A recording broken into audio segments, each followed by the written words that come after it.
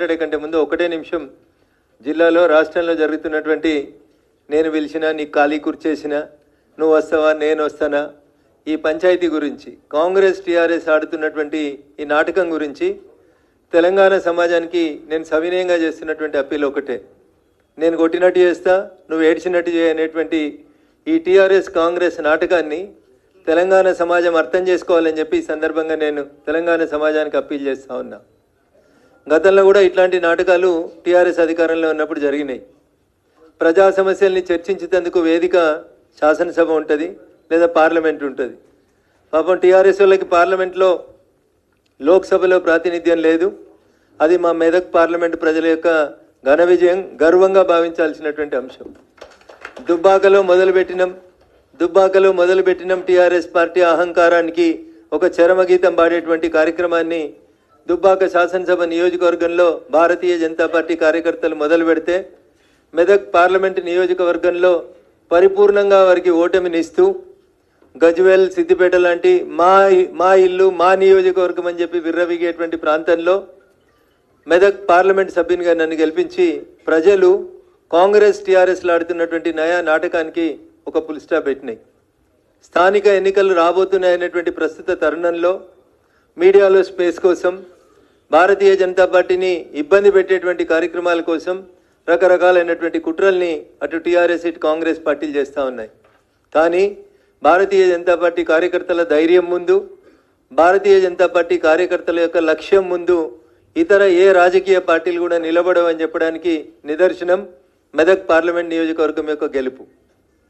అట్లానే ఈరోజు గజ్వేల్లో సుదీర్ఘ రాజకీయ అనుభవం కలిగి చాలా కాలం పాటు గజ్వేల్ రాజకీయాల్ని ప్రభావితం చేసినటువంటి పెద్దలు మాజీ మున్సిపల్ చైర్మన్ గౌరవనీయులు భాస్కర్ గారు మరియు వారి మిత్ర బృందం అందరూ కూడా ఈరోజు పార్టీలో చేరడానికి రావడం జరిగింది. వారందరికీ కూడా సాదరపూర్వకమైనటువంటి స్వాగతం తెలియజేస్తా ఉన్నా. మీరు వచ్చి కూర్చోండి భాస్కర్ అన్న, తర్వాత వేస్తారు. నేను లోకల్ బాడీస్ రాబోతున్నటువంటి ఈ తరుణంలో రాష్ట్ర ప్రజలకు చేసేటువంటి అప్పీల్ ఒకటే.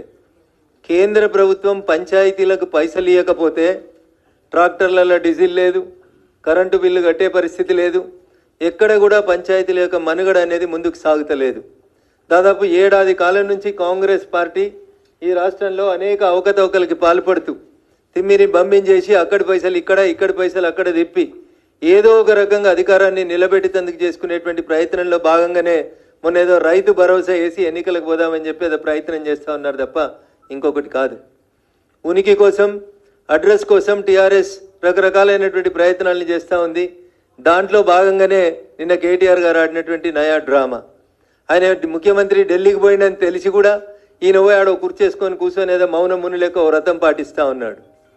నిజంగా కూడా కాంగ్రెస్ టీఆర్ఎస్ పార్టీకి పంచాయతీల పట్ల, పెండింగ్ బిల్లుల పట్ల, జిహెచ్ఎంసీ పనుల పట్ల, పేద ప్రజల యొక్క ఆకలి పట్ల, రావాల్సినటువంటి రేషన్ కార్డుల పట్ల, కాంగ్రెస్ పార్టీ వాళ్ళకే ఇస్తున్న ఇందిరమ్మల ఇళ్ల పట్ల నిజంగా చర్చ జరపాలని చిత్తశుద్ధి ఉంటే వెంటనే రాష్ట్ర శాసనసభను ప్రారంభించాలి, శాసనసభని ఏర్పాటు చేసి అక్కడ సమస్యల మీద చర్చ చేసుకోవాలి. కానీ ప్రెస్ క్లబ్లు ఇతర ఏరియాలలో ఇట్లాంటి చర్చలు చేసుకొని ప్రజలని మభ్యపెట్టేటువంటి కార్యక్రమం చేయొద్దని చెప్పి రెండు పార్టీలకు కూడా హితవు పలుకుతూ మెదక్ జిల్లా భారతీయ జనతా పార్టీ కంచుకోటగా మారుతుంది. మెదక్ని సిద్దిపేట, సంగారెడ్డి, మెదక్గా మూడుగా విభజించిన తర్వాత కూడా ఈ మూడు జిల్లాలలో కూడా భారతీయ జనతా పార్టీ తన జయకేతనం ఎగురవేస్తుంది అనడంలో ఈరోజు ఇక్కడికి వచ్చినటువంటి మా కార్యకర్తలు ఈ జాయినింగ్ చూస్తే అర్థమవుతుందని చెప్పి ఈ సందర్భంగా తెలియజేస్తూ పెద్దలు గౌరవనీయులు ఇప్పుడు రాష్ట్ర పార్టీ అధ్యక్షులు రామచంద్రరావు గారిని మాట్లాడవలసిందిగా కోరుతా ఉన్నారు.